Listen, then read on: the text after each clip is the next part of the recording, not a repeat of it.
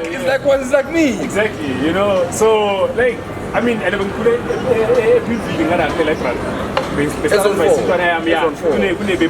like yeah, I know. Yeah, I know. That's my own. Yeah, but it's actually quite interesting now you mentioned this thing about perception, because people make perception about what you post as well. True. You know? Then they think they know you. You know, they think, oh, no, TT is this person, or Cedric is this person. You know, you show them a bit of your life, and they think they know you. Yeah, and that's not. It's never the case, because you post on social media what you want people to consume. True. And that doesn't mean that's everything. And it doesn't mean it's a lie.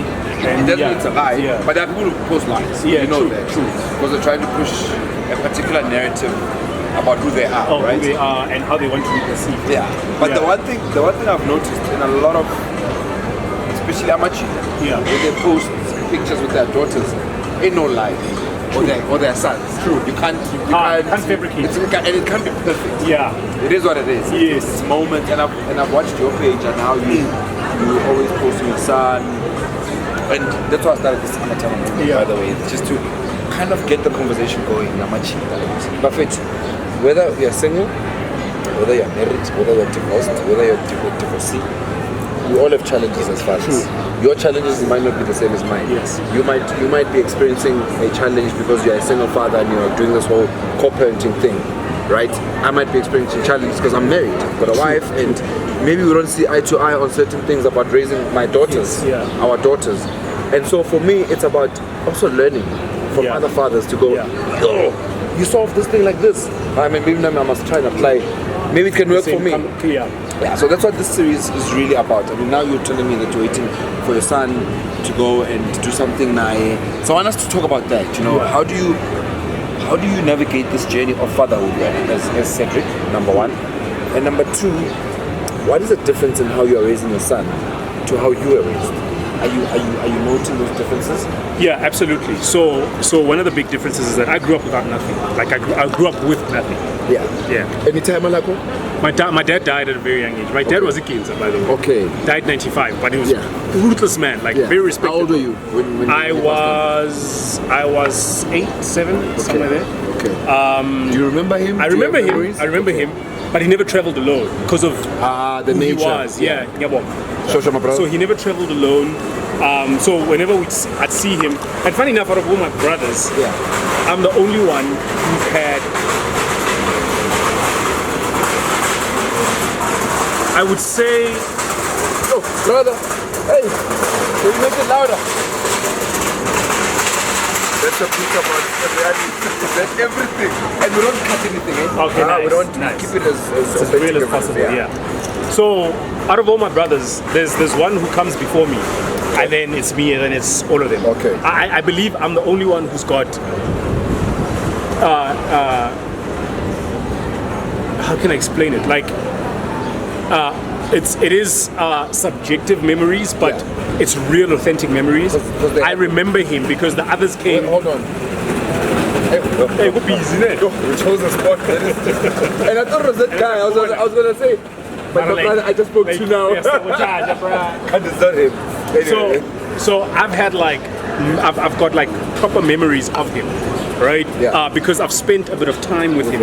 The others came Sega Hambile, like they started. Okay. I they think were they were too like young when you passed on. Okay. Or Omunye was about to be born. How many brothers do you have? 6 from my dad's side. From my mom's side, there's 2 sisters.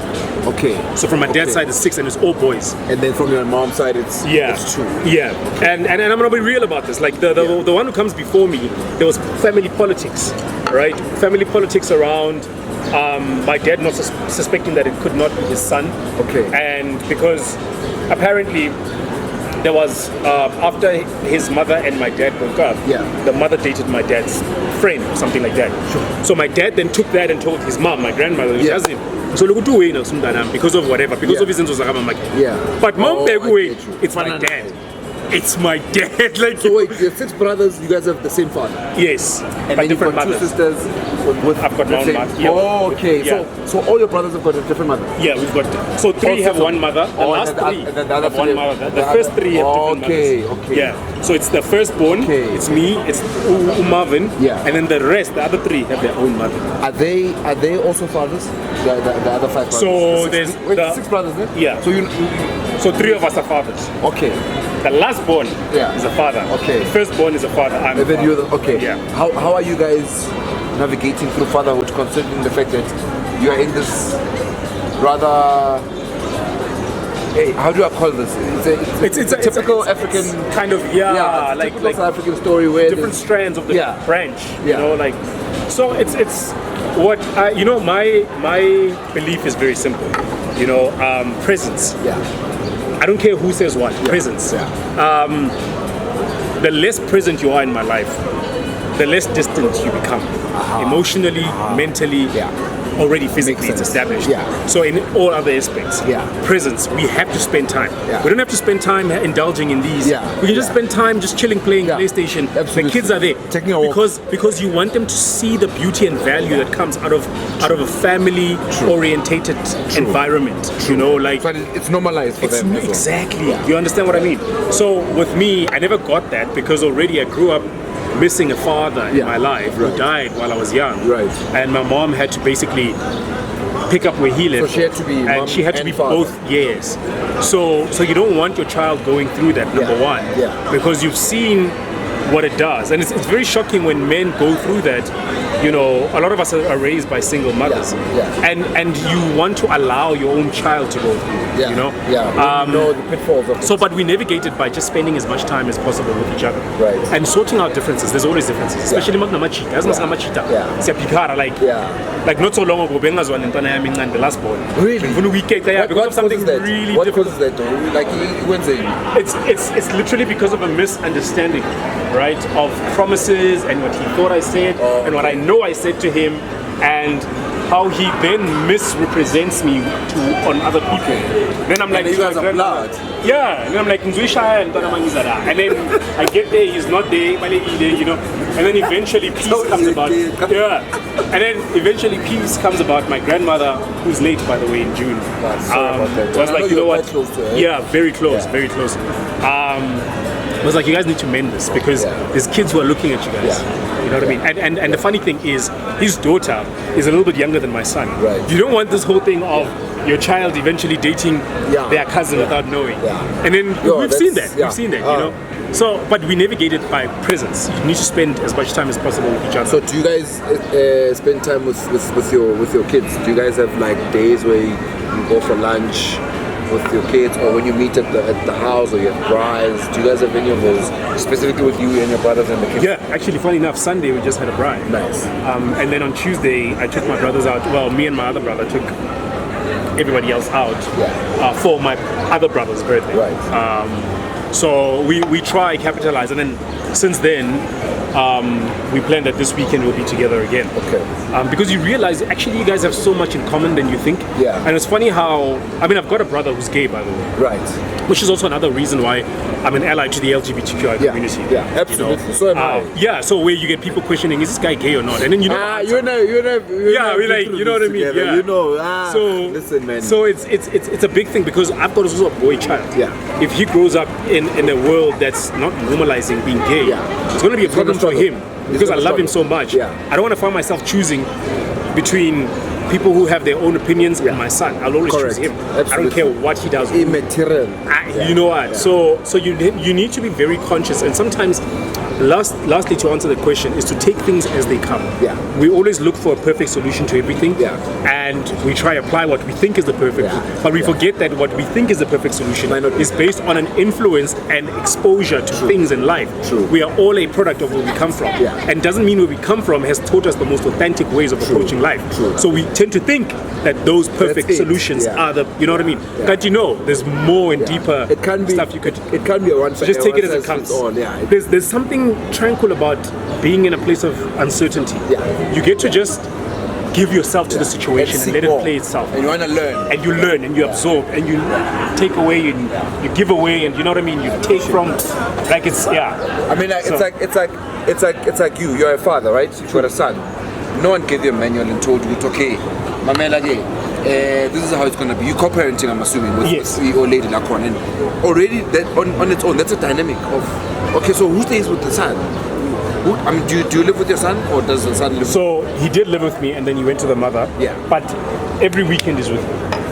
How did you guys get to that agreement? Because in most cases you'll find couples fighting for that. Yeah. The mom will say no, I'm keeping the child, and the dad would be like, no, I want the child. I can afford to raise the child and all those things. So I remember the especially last year we went through the biggest fight we've ever had was last year. Yeah. Before we actually kind of mended things and we were in a good space. Yeah. Where she then started saying, I'll have him for a week or two. Yeah. You'll have him. Was it a discussion weekends, or what is it? It was an instruction. It was an instruction. Which I fought. Right. Which I fought. Right. Because she would say, you'll skip a weekend, that weekend is with you. Right. And I said, I live a very flexible life. Yeah. I sometimes have time during the week. Yeah. So and on a weekend, I could be booked to be like in Portchester to MC something, to go talk, to go, or maybe we're giving career expo conversations with kids and Bloom, which I've been doing. So the schedule has to be flexible. So, and those things are paying me. Yeah. So if you want this child's bills to be paid, you're going to need to allow me to do those things, but still grant me time to see the child. Sure. You know, and also bear in mind what I really loved about my relationship with my son is that he really, really, really, really, really, really loves me. He does. Like you can to a point where you'll be frustrated because Ngamshia anyway. I was actually watching you that day. I was like, he's very attached to you, eh? Yeah, like you have no idea. To a point where he even says to the mother, "So when are we going to daddy? I want to go to daddy," you know. And she'll always say, "Yo, your son has been going on about you."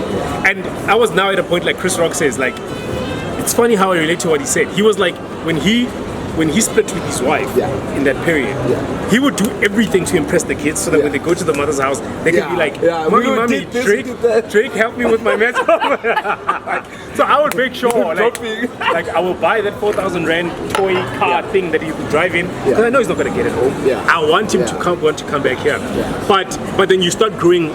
You grow, you mature out of that whole experience. And then eventually you guys need to sit down and be like, we actually are smart people. We don't need to have my mother and your mother involved. Tell us how to raise our child. Now when I need to talk to you about the child, I must talk to my mom, she must talk to your mother. And Why are they getting involved? We can literally, you know, if you sit down and sometimes just think, put emotions away, you can navigate around life perfectly. True.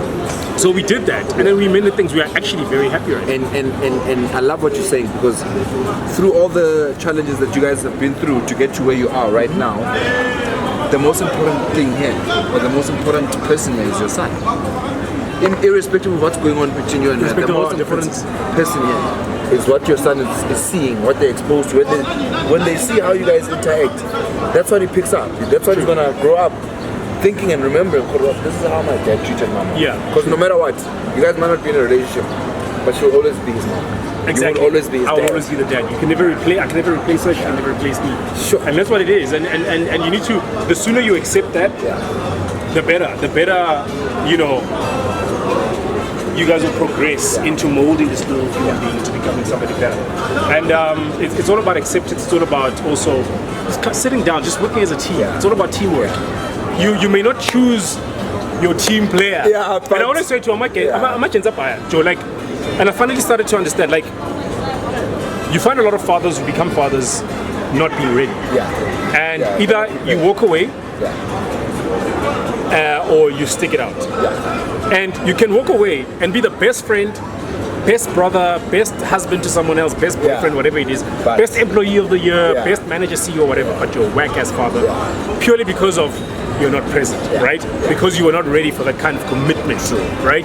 And you know, we hear all sorts of stories, like, I wasn't ready, she told me she was on contraception, and she became pregnant, and this is what happened. I didn't ask for this, and she told me, which I've heard, I've seen, you know, and a lot of times. And then you find this man now is embroidered in a situation he's not ready for, and it's either he walks away and gonna be judged, or he sticks it out. So in my case, because I was in a situation where I wasn't ready to be a father when I became a father, but it was always part of my life plans anyways. So it made it easy for me to accept, but also we could play around with the fact, not the idea, but the fact that it was through maybe negligence of not even contraception or whatever. But at the end of the day, you then need to sit down and think to yourself, the realities here. Umntwana lo vele vele anyways ngizoba naye bengizoba naye in the future, but now it becomes a question of begimfuna nalo muntu lo or not, and you're like ish, and you can't control that once it's done. You know, and once it's done, it's done, and you need to just grow out of it, because we tend to put money onto things, and I always believe that I will make it regardless of circumstances. No, true. Titi, I'll tell you, like I can relate, dog. You know, and to think to know where I am, you know, I've got people who think I'm this, even though I try to humble myself, you know, and tone it down, but I'm not saying I'm rich or anything, but but you can you know, afford your life. And for me, that's a level of success given where I come from. That's, you see, for me, people think success is material. True. I don't. It's not. For me, material can be acquired in different ways. You can get a loan, you can get a credit card, you can. Absolutely. The real success comes in the value of life, in the quality of life that you live. Not the quality of materials or brands. No. The quality of those life. Can change. Those are easily replaced. And then to add on what you're saying, for me, success is leaving a people or a place better than when you found it. For me, that is the ultimate. You can say whatever about your A-lister celebrities we have. Hey, bruh. They would have changed the game for those who are coming. We as fathers have to change the platforms, opportunities. For those that are We've got access to things now that our fathers didn't. We've got ideas. We've got businesses. We live next door to white people, which was an idea and a dream to our fathers and their fathers and their fathers' fathers. And somebody else would think, you know, but to us, it's a big deal.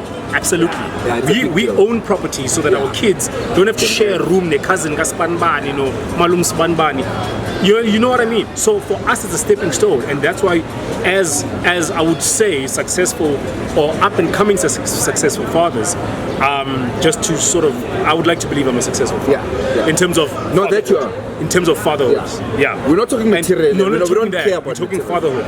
You know, we want to set things right for those who are coming, and then to say to them, this whole stereotype of black fathers being AWOL and whatever, we're challenging that. We are challenging. You know, it's not. So for me, that's what success is all about. It's leaving a place or a people better than when you love that. That for me is profound. And you know, as we navigate through this journey of AMATYMA, I'm learning a lot about fathers. Like there's so much you think you know, and until you speak to someone and you're like now I'm sitting with you and you're like, okay, sure, I've got 6 brothers, I've got 2 sisters. This is my dynamic. I've never met anyone who's got this dynamic. And for me, it's about going, but you're a great father. Irrespective of your circumstances and where you're from. Because it's important to know where you're from and never forget that. But it doesn't define who you are. It doesn't define where you're going. You know. And for me, talking to people like you really leaves me with a sense of you know, truth about why I'm doing this. It's a legacy movement. It's not even about me. It's not a teacher thing. Yes, I've started it. But if you think about the picture of this AMATYMA movement, look at the other day we were chilling with our kids. Yes, we're on our phones. Business must go on. But the important thing is they're here. Daddy's here. They're playing with other kids. They're interacting. Even us as MJITA. It's the first time that Splom has come about such things. Because how's it going? Oh, this brand is sharp. But we never actually go, your son is literally like you. Oh, he's got traits like you. And we were there, and then there was something that happened that day when we were chilling there by the auditorium. And we're like, where are the kids? And like, trust the fathers not to even know that where the kids are. And that for me was typical of us, you know. We get so entrenched in whatever, and we hope and pray that wherever they are, they're okay. And so, yeah, my man, the last question I actually want to ask, and today actually, this didn't even feel like an interview. And that's what I love about these conversations is there's no structure. I don't come here with questions that I've got in mind. I don't know what I'm going to say to whoever. It's about drawing out the energy, and also for me, when you say fatherhood, it triggers. As a father, now you start thinking a lot about my own life. So what I want to ask you in closing is, your father is no more. May his soul rest in peace. But obviously, you still remember him and all of that. If there's one thing that you wish you could say to him right now, if you are sitting here, what would that be? I didn't expect that.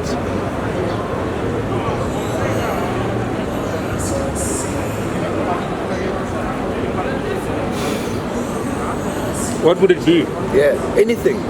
If you had one last chance just to say the last thing that you wanted to say or whatever, you know. I mean, look, it's not an easy question because no one expects this question. But if you think about it, it's a question that you might not necessarily even answer today, but one day you might need to actually address it in your conversations with other parents as well, you know. You know,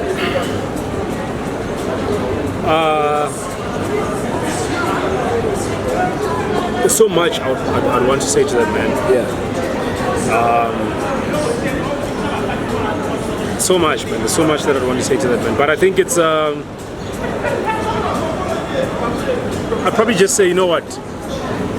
If there's only one thing that I could say, it would be that it's all right. Like, we are good. Yeah. Like we good. Me, my brothers, we good. Yeah. If I had more time and other things to say to him, I'd be like, number one, you know, you could have chosen a better life. Yeah. Number two, you're probably not aware, we would have loved you regardless of your ways of pan. Yeah. Like, Ginza or not, you're still our father. You're still our father. Yeah. We would never ever choose anyone else above you. Yeah. You know, because I've seen what it did to my brother. They're not probably aware of it. Yeah. But the instability, of our mindsets, our emotional well-being, and how we relate to the world. You could feel that had we had him around, given the personality he had and the character, we would have probably been 2 steps ahead of where we are. Because some of the life choices we made because mothers are very compassionate, but they are also very, they allow, they just let us as boy kids, you know what I mean? And you sometimes feel like if there was that guy, he could have said certain things straight for us. You know, with the women we've had to deal with, women who've lied. I've had an experience of women too lying and saying that I impregnated them when I didn't. I've had the experience of, you know, not my son's mother, but before that, choosing wrong partners. And, you know, when you start hearing people who knew my dad and how he maneuvered around things like that, like we weren't so similar. If that guy was here, I would have probably had that kind of conversation with him. He would have molded me into being a particular kind of individual earlier. But the last thing I probably would say to him is that, Tema, we are actually okay, like we're good. Wherever you are, I hope you're resting. Don't overwork yourself in trying to protect us from evil spirits and whatever, you know, secreto, like take scenario, ingondo scenario. And siyabonga because through you we are, you know. So it's at the end of the day, it's you are responsible of your own destiny in life, and we can't always blame those who came before us and those who are going to come after us. It's you, you know. So you're the one in charge. So I would just thank him. Just let him know that we are good. Like in Donazam is paid, Donazam Zilla, and then he's paid against a show. I play that, you know, I play that role of a brother and a father, you know, but mostly more of a friend than anything. So it's great, because like it's great time and we'll be good wherever you are. We'll see you one day, but just know where we are. Don't worry, we're good. You heard that? Through you, we are. That's so powerful, my man. And I can't leave without asking you this last question. I promise. 20 years from now, your son is gonna watch this video. What do you wanna say to him? 20 years from now, he's gonna watch this in 20 years. 20 years from now, he's gonna be watching this. So he'll be 26, 27, 26, Somewhere there, he'll be 26, 27. 20 years from now, number one, detach happiness from materialism. Number two, don't conform to societal pressures of, in order for you to have people around you, whether romantic relationships, friendships, colleagues, whatever it may be.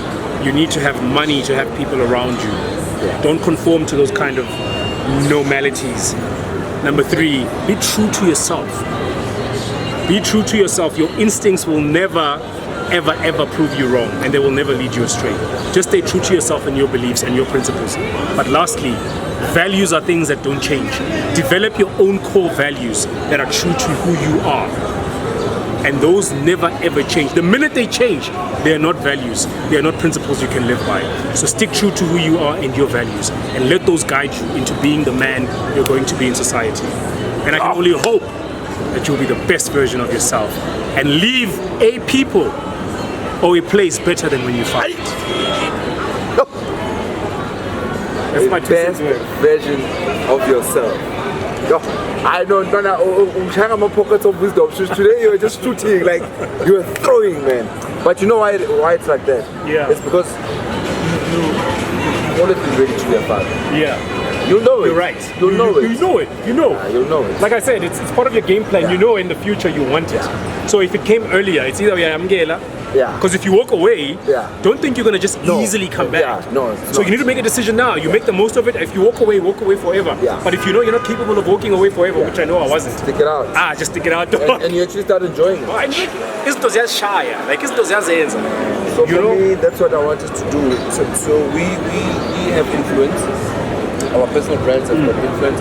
There are people who follow us. There are young boys who have made mistakes who are following us. True. And that's what we should be. We are not perfect. Absolutely. By no means. But we have our imperfect ways of raising our own. Excellent. And if I can take a leaf from how you're raising your son, you can take a leaf from how I'm raising my daughters. And I just cherry pick. I'm investing in my own fatherhood bank. That's what I call it. You are like you could just call me Taz. And you are like one of my transactional clients who's depositing into this bank. Yeah. And I'm probably doing the same for you. And that's why for me this movement is not just about fathers posting pictures with their kids, which is great, because we want them. We want to show the fact that fathers spend time, but we want to have those conversations, those uncomfortable ones. GBV, bruh, like absolutely. Absolutely. Why did you slap your woman, bruh? What's wrong? Without judging her. Without coming from a place of going, when little do I know to a point where it messed you up. And now you thought it's normal. Exactly. So we need to talk about those things. So I'm planning a whole workshop, seminar day where we're going to have breakaway sessions and men must talk, bro. Like, we're not there to, and you don't have to come up with a story if you don't have. True. Don't come and create nonsense. And also don't, but you know, with this group that I've started at Telegram, I've realized how many men needed a platform like this with purpose. MJITA KHULUMA. Guys, I'm in this relationship. If you're a man, and only saying I so and it's funny how when we all come out and speak, we realize how similar we are. We go through the same stuff. Like we go through the same stuff. Because we brought us stuff in. Because in CEDRIC is gonna charge me because CEDRIC seems perfect. Yes. So CEDRIC gonna relate. Exactly. Yes. Let me tell us this. Yeah, because I'm a bit neater than I thought. But anyway, thank you, my brother. Like for me, this is what it's about. I mean, I go everywhere. I'm getting my hostel, I'm getting my car. There's no set. This is the set. I go every restaurant. That's why I said to you. I didn't come to your set. A 30-minute break. Maybe you're having a lunch break. I just have this conversation. And the more we have of these conversations, the more other people watch and they're like, okay, so CEDRIC actually, what's wrong about him? Why did I think this guy is like this? Yeah, he's such a great dad. And that's what this is about. True. No, thank you so much. This also gave me an opportunity to reflect. And I appreciate it. I truly appreciate it. Thank you, my brother. Now we can drink. Danko. Don't believe a word they say. Turn around and walk away. Make your world a better state. Listen to your daddy.